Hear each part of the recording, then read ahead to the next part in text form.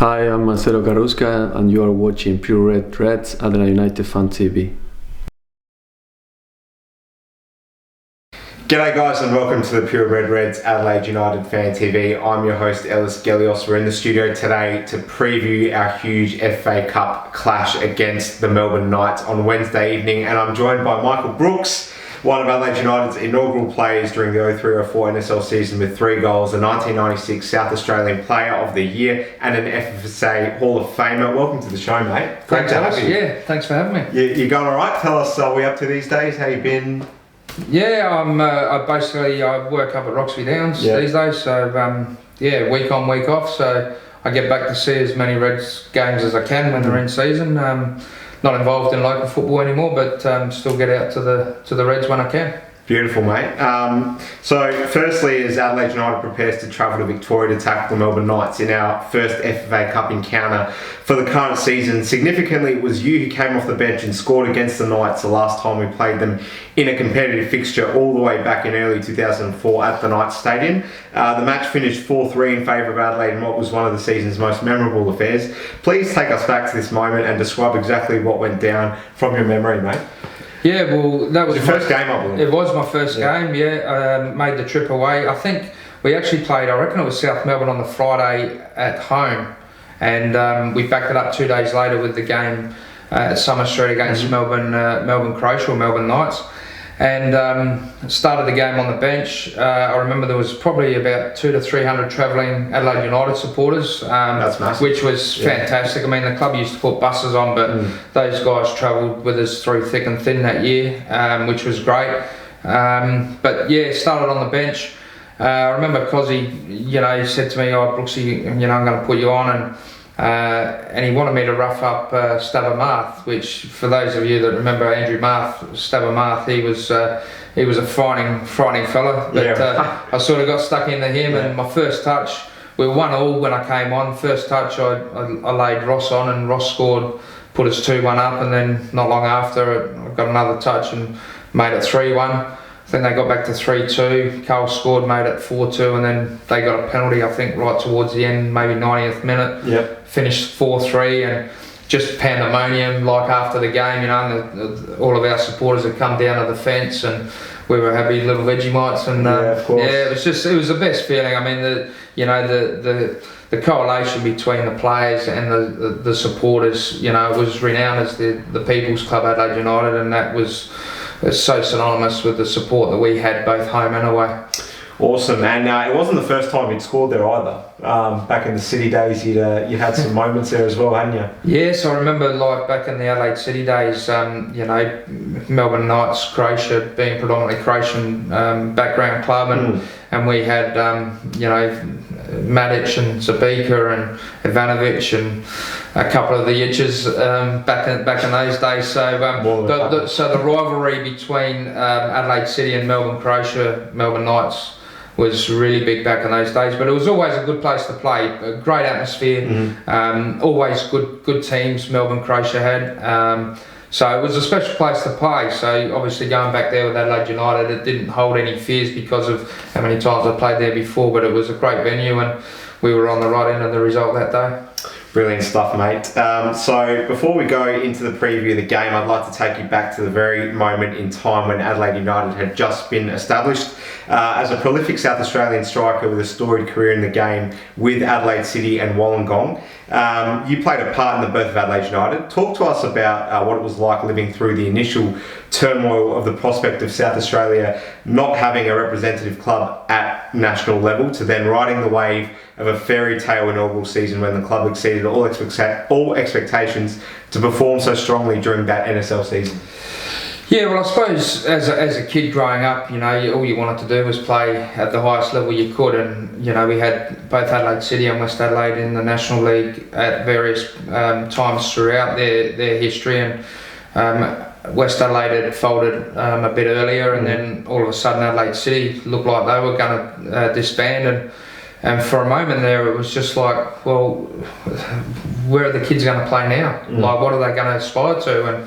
And through some great work by Tony Ferrugia and some others there at the Federation, and Gordon Pickard, who you know, a lot of the times in that sort of era was the white knight of sports, you know, bailing sports clubs out. You know, it was a tough time economically and that type of thing. So without his support and without the Federation's foresight to try and get a neutral team, if you like, there just wouldn't have been anywhere for local kids to be able to aspire to play at the highest level. So, you know, that first year was just absolutely phenomenal. You know, 16,500 people every week. You know, the first game against Brisbane, I think there was a lockout. Yeah. So it really was, to be a part of that in the first year.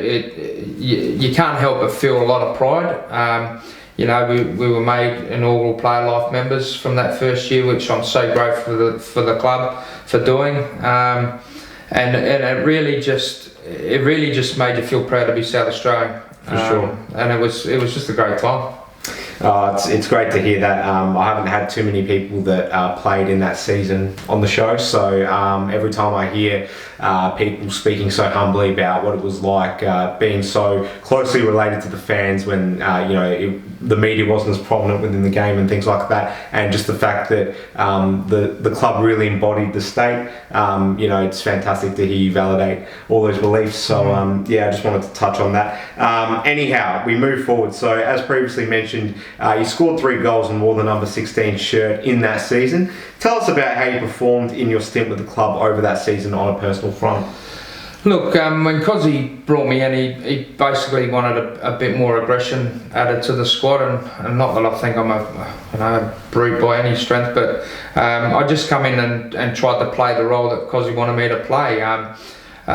Being the age of 33 that I was, you know, I was probably at that age where I was grateful to be asked to play for the club. I didn't expect to play. I'd had a pretty good career previous to that. So to play at 33 years of age, I saw that more as an honour rather than as a God-given right. So to come in and just play my role, I just did the best I could every time I took the field. I think because I was South Australian and local, you sort of had that connection with people that were coming to watch you. So, you know, you want to do well for your club, you want to do well for the supporters, you want to do well for yourself. Absolutely. So it's sort of, you couple all of those things together, and like I said before, it was just an immense pride to be able to put on the red shirt, and, you know, number 16, the first player to wear that for the club.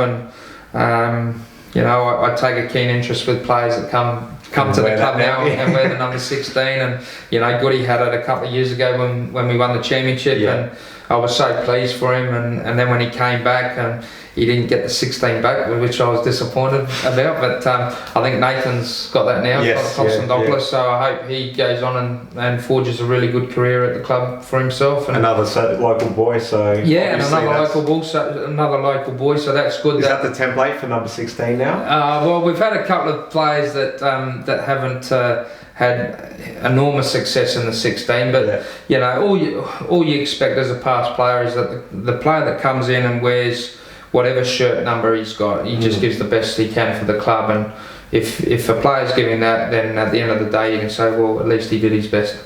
Beautifully said, mate. So what was your relationship like with our first manager, John Kosmina? Following on from that 2003-04 NSL season, he didn't sign you in our 2005-06 A-League squad.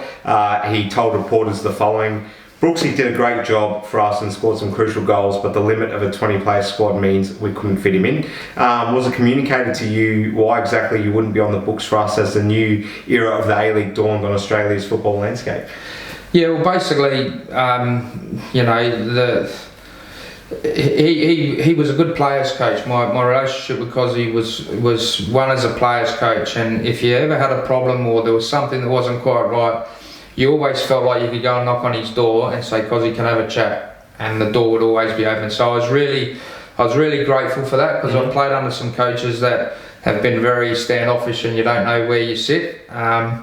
And regardless of whether you like a decision or not, if your coach is honest with you, then you can accept it. You might not like it, but you can accept it. If the coach BS's to you, then you lose a bit of respect. And you know, with Cozzy, I thought he was, what you see is what you get, and I couldn't speak highly enough of him from that point of view. Yeah, look, at 33 years of age, by the time they had the rebadging of the old NSL into what is now the A-League, I went from 33 to nearly 35. At that stage we had still Aurelio, Richie, Carl, Ross, I think Michael Valkanis, there's 5, myself is 6. Names, yeah. They were all 30 plus years of age. 20-man squad, you had 2 goalkeepers, so that reduced it to 18. Out of those 18, you had to have 3 that were under 23, that reduced it to 15. Then you had 5 already over the age of 35, that reduced it to 10. As selfish as it may seem, yeah, I would have loved to have been part of that first A-League season, but realistically at 33, moving on to then 35 by the time I was rebadged, I'd had my time, and I was grateful for having that time. So I was never bitter at Cosy, I was never bitter at the club. I was fortunate enough to play when I did, and be a part of the first ever year of Adelaide United. So I've got no regrets from that point of view. But Cosy, what he said to the reporters was exactly what he said to me, as just reiterated there. Fair enough. Fair enough. So, having retained a number of players from that inaugural team, were you not surprised that we managed to finish in the top 2 after our first 2 A-League seasons? Yeah, look, the squad pretty much, from what I remember, sort of almost stayed the same. There was maybe just 1 or 2 additions, and I think they brought back Travis Dodd and a couple of others possibly. Yeah. So you've still got the nucleus of what we had from the first year. So in a sense, I still think that first and second year of the A-League probably sort of was still riding the wave a bit, if you like, in terms of our local exposure here in South Australia. We're still riding that first year wave of Adelaide United from 03-04. So I wasn't really surprised that we did well in those first couple of years, not at all. Okay. For you personally, post Adelaide United, you went on to play a short stint at Croydon Kings, as well as managing Para Hills and Salisbury United. And I should just clarify, you managed Para Hills prior to that NSL season starting. Were you where you replaced another inaugural Reds player in Aaron Westervelt as coach, that's at Salisbury United, before being recognised as an FFSA Life member in 2010. Can you briefly touch on these experiences for us? Look, the first of all, the Para Hills one, I was extremely grateful to Para Hills. The way that it came about with me playing at Adelaide United was just through a chance meeting with Cosy, and I've always shaken hands pretty firmly, and when I did that with Cosy, he looked at me, he says, "Oh, bit of old school Brooksy," and I said, "Well, that's just the way I was taught," and then one thing led to another, and he said, "Would you like to come out?" Because I was player coach at Para Hills at that stage, and he said, "Would you like to come out and play with us?" And I thought he was taking the mickey to start with, and anyone that knows Cosy doesn't often take the mickey, so what he says is what he means, and so from the initial shock of being asked, the next reality was, well, I'm the coach of an NPL team, so how do I get around that and then be able to play in the NSL? So spoke to Para Hills, and the chairman there at the time was Peter Greco, I think, and he said he was wrapped for me, and the club gave me their blessing. So when I wasn't at Adelaide United training, I was training Para Hills, and then when I wasn't playing, I was coaching the team on match days. Well, I was still in pre-season at that stage, so I was almost like working out pre-season training around when I was available or not available, but with still doing the job that I could. So, but it was a busy time in my life in that period, but grateful for Para Hills for allowing me to play, and extremely grateful for Adelaide United and asking me to play. Yeah, and then obviously you played a bit at Croydon.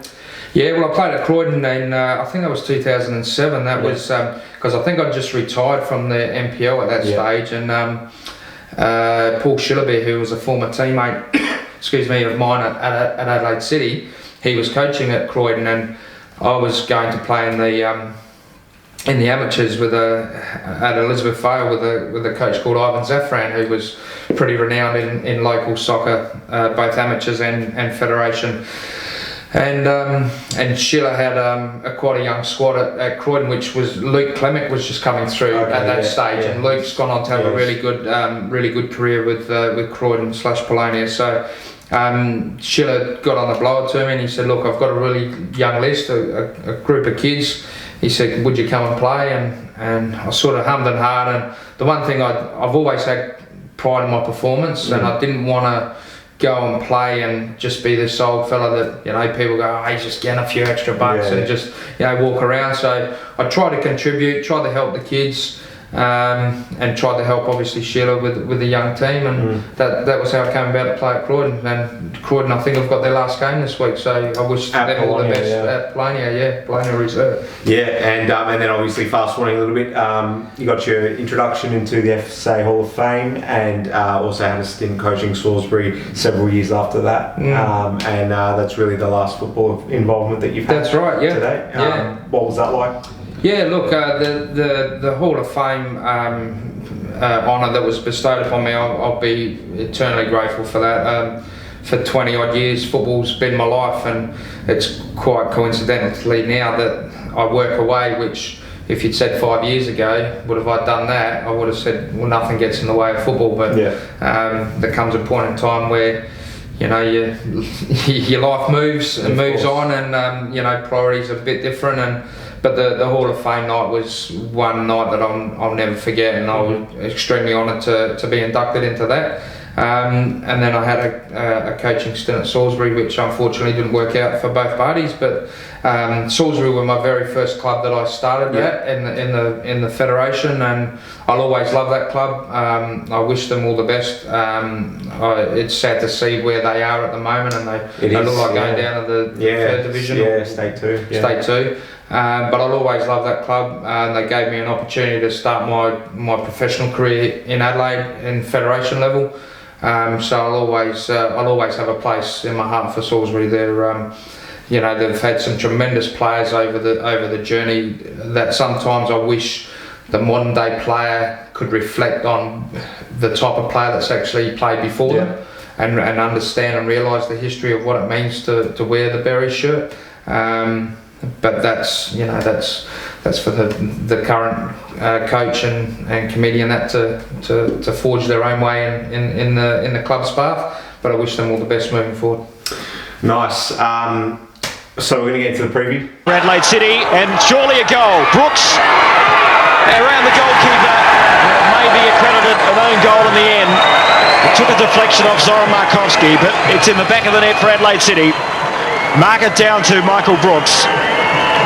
We'll see on replay, it took a late deflection, but that was a horrible mistake at the back by the Melbourne Knights. The clearance there from Ivan Jodic went horribly wrong, and the ball was played in. Michael Brooks took his time, wrong footing the goalkeeper. Well, it didn't take a deflection in the end. It was my imagination. Markovski got very close with the hand, and here's the number 3, Ivan Jodic. And that was a cardinal mistake, one he would be horrified to see on replay. And Brooks, as I said, took his time to bury the shot, and Michael Brooks comes up with a goal. Here's Murray from long range. So Melbourne Knights, as touched on previously, you played for Adelaide United the last time we encountered Melbourne Knights competitively. So now fast forwarding 15 odd years, or however many years it's been, we've gone back to Summer Street. Summer Street, is it still that now? I believe it is still Summer Street. I believe a lot of it's changed. Some of it's changed in terms of grandstands, but I think that primarily there's I think it's the eastern side. Okay. There's like a big quarry that's down beneath. So it's quite out of. It's in Sunshine, I think it is. Okay. Summer Street. It's in Sunshine, just a little bit out of the Melbourne CBD. Okay, cool. So it's Fox Sports' main game on Wednesday evening, kicking off at 7 p.m. local time. We'll play the Knights at their boutique ground in Melbourne. We don't have any squads for you at the time of filming. However, striker George Blackwood appears to be our only injury concern at present. First and most pressing, Brooksy, our latest signing, striker Kristian Opseth. He's only been in the country for a week. Given that we're short up front, if you're Gertjan Verbeek, Do you name him in the squad, or do you have enough trust in the remaining attackers to be able to get the job done, given we're up against an NPL team? I really want your perspective as a former striker and coach here. The player hasn't had the time to gel in the side yet, though surely the coach wants to ensure every measure is taken to have all bases covered.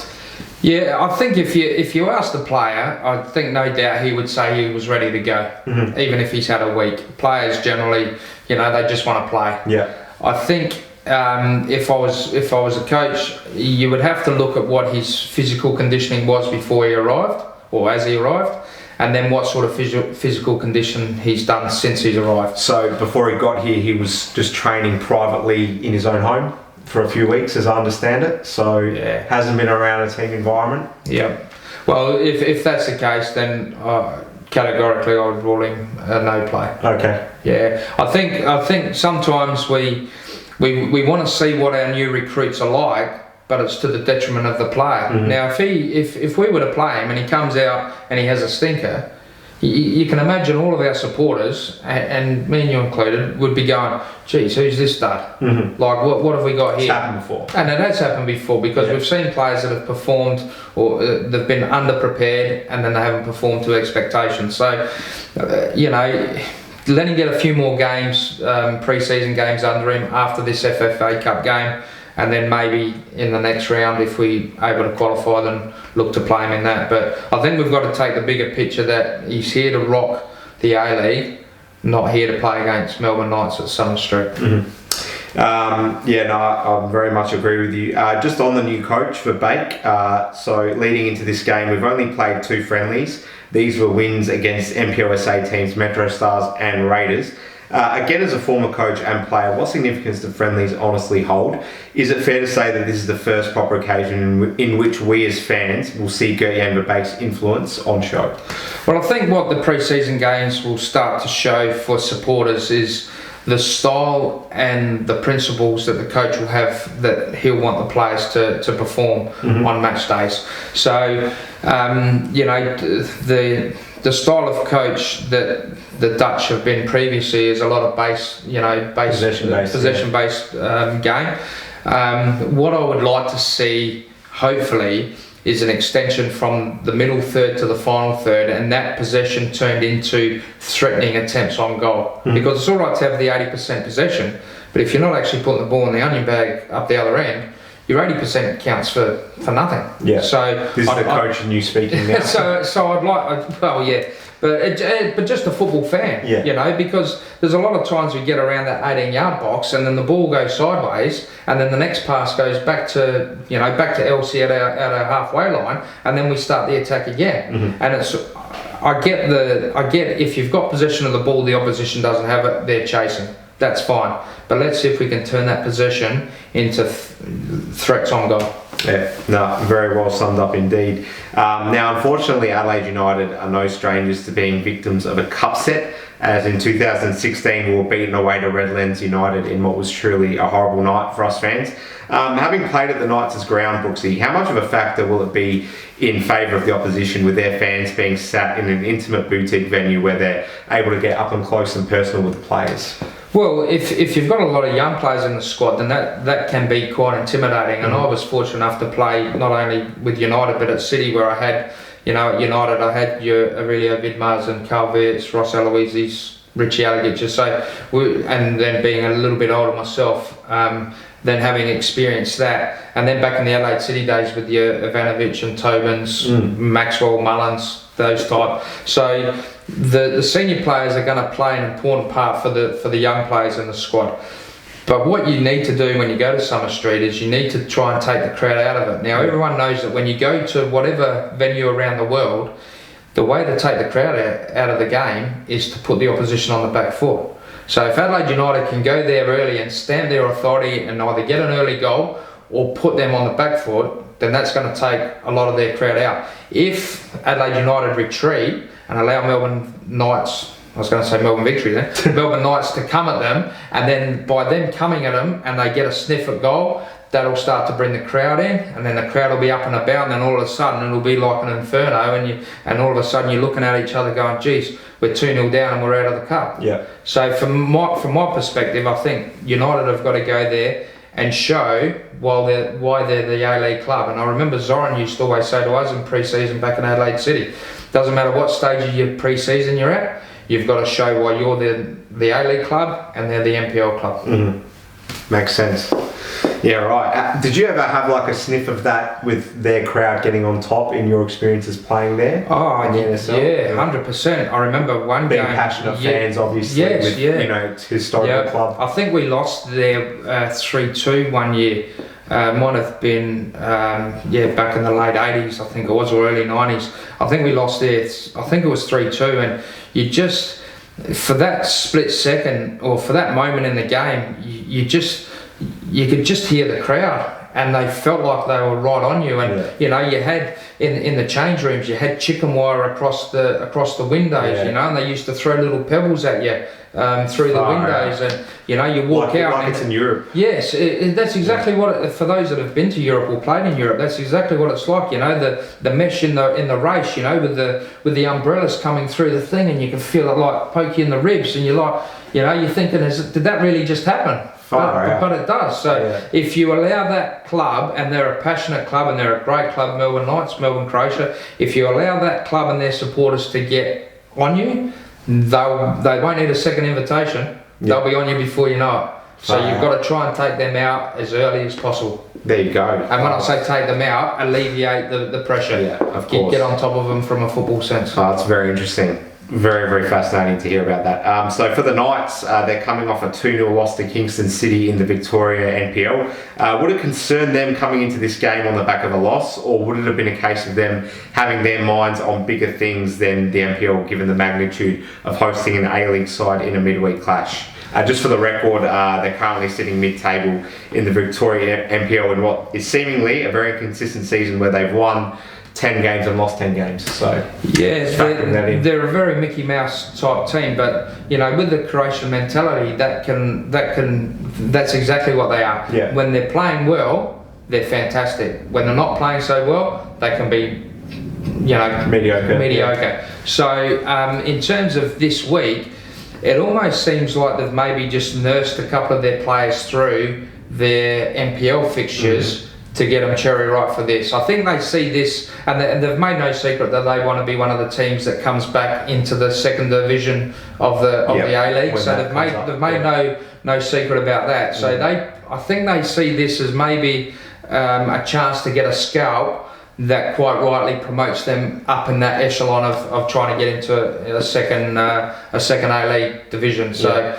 I think they're putting all their eggs in maybe getting through to the round of 16. Yeah, and it's interesting because I was at an interview where Joe Mullen was being interviewed prior to the game last week, where Melbourne City visited to play his Campbelltown side, and he admitted that in the NPL game that had the weekend before, that he could tell all the players' minds were just off the game and thinking about the Melbourne City clash. So it must be something as a part-time player that, you know, you just can't really get out of your head when you know you're a few days off of featuring against an A-League team, particularly when it's the main Fox Sports game. Like, you know, this is possibly a once-in-a-lifetime thing for some of those players. It must be really hard to just concentrate on going through the motions of an NPL game in the lead up to it. Well, the old adage is, you know, you play well against Adelaide United, and the Adelaide United coach might see something that he likes in one of the Melbourne Croatian players. Particularly given we're still a few spots off.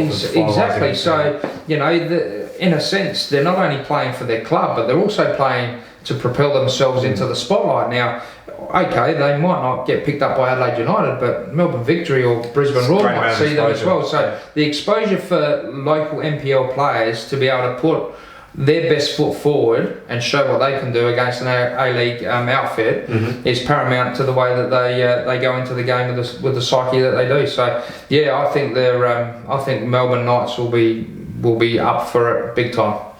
Wow, there we go. So before we wrap up, Brooksy, tell us how much you still have to do with the club. Do you still attend matches where possible? You've got kids. They're a bit older now, but are they fans of the club as well. I'm sure they must be. Tell us. Yeah, well, my son's actually 19 now, and he's I call him he's a Melbourne Victory supporter. My son. Oh wow! Which is quite How funny. did that come about? I don't know, just young, and like kids, they tend to go for the winners, and obviously over the last few years, Melbourne Victory have been right up there amongst the winners with Sydney and Brisbane previous to that, and we haven't had a lot of success there. But while he goes for Melbourne Victory, obviously because his old man was a former player, I think United are his second team. But it is very interesting. But we have a couple of barmies when we play each other, and if we're not together, I'll always flick him a text and give him a bit of rest. I love that. Yeah, but I get, like I said, I get to the games as much as I can. I still try and keep in contact with some people down there, and just see how things are going, and always available if and when I can lend a hand to anything. Trying to get some charity games organised through the club at some point soon, so hopefully that'll be some news coming on in the next couple of months. But there we go. Yeah, so just an avid supporter, and like I said, having played there in the first year and know how much it meant to me to play, I like to think that I can give back by supporting them when I'm here. There's a lot of former players that are living in Adelaide. Have there been many official or unofficial reunions that have taken place? Have you been sort of called up recently to anything? No. One of the things that used to really past players used to enjoy was the invitations to go to the presentation night. So I know that quite a few of us used to go to those. Yeah. That would be something nice to maybe look at bringing back. We did have the 10-year, when we had the 10-year reunion. They put us in the box. I think that was against Melbourne Victory actually, and gave us a scarf and a cap and hosted us for the game, and that was really nice. It was good to catch up with some of the boys there, because life goes on once you finish playing, and everyone takes different paths, and sometimes you don't see ex-teammates for quite a lot of years. So it was good to catch up with some players back then. But no, the club hasn't really done anything in terms of trying to keep or trying to bring back past players, and that in a sense is a little bit sad, but it's time, it's effort, it's money, and it's availability and all sorts. So hopefully in the future that will happen. But I know I catch up with some of the players when I do get back, and it'd be nice to see a few more that go to the games. But I think that's sort of how the club is. It's sort of broken away from not only the people's club in terms of the supporter base, but from a past players perspective as well. And hopefully now with Brooksy on board, and with Eugene coming back under the coaching staff and Carl as an assistant coach, we can start to identify with that, and hopefully there'll be a few more ex-players that come back, even if it's just supporting the club and getting down there and cheering on the boys. It does appear to be going in that direction, so hopefully there's a slow amount of growth, and we can fully say that we've restored Adelaide United to being the people's club one day in the future. You've brought in some personal items here, Brooksy. Do you want to just talk us through these? So, this one here quite significant. This one here was just the player life member that the club awarded to us for being part of for my contribution towards Adelaide United inaugural NSL season 2003-04. So that was obviously a playing shot. I think that was after I scored the header in the game against Brisbane in the final. So they made it 3-0, and then consequently we went to Brisbane the following week, and we lost 4-1, but we got through on the away goals. And then we got through on the penalty of the week after against South Melbourne, and then lost against Perth. And then this one here was just I brought this picture in because this. So just for the camera's sake, it's going left to right. Ross, Aloisi earlier, been Mark Harvey and yourself. Yep. You're at a local restaurant there, obviously. Yeah, that was Cafe Paisano at North Adelaide. Back in the old days when it was on the other side of the road next to the Cornu. But the significance of this photo was that we went from being on the page of the pigeons and the bowls to being on the back pages of rare back then, which was extremely like we just never used to get any exposure as a football club or a soccer club as it was back then. So that picture there was just signifies that our sport had arrived, and while I'm not one of these people that sort of says that we've got to, we need to overtake the other codes, we just want our rightful spot, and to me that was, front and centre, and it was just good that we had our brand out there, and our club, and for South Australians. Beautiful. Brooksy, it's been a fascinating insight. You've spoken really well today, mate. Love to catch up again and get you back on the show during the regular season. Anytime. If it aligns well with your current working duties, mate. It's been great speaking to you. Thanks for having me. Be sure to check in and watch Adelaide United this Wednesday night. It's a 7 p.m. kickoff on Fox Sports against the Melbourne Knights. We hope that we can certainly get through in some style. Brooksy, thanks again. Look forward to seeing you again sometime soon. And thanks so much for watching, everyone. Cheers.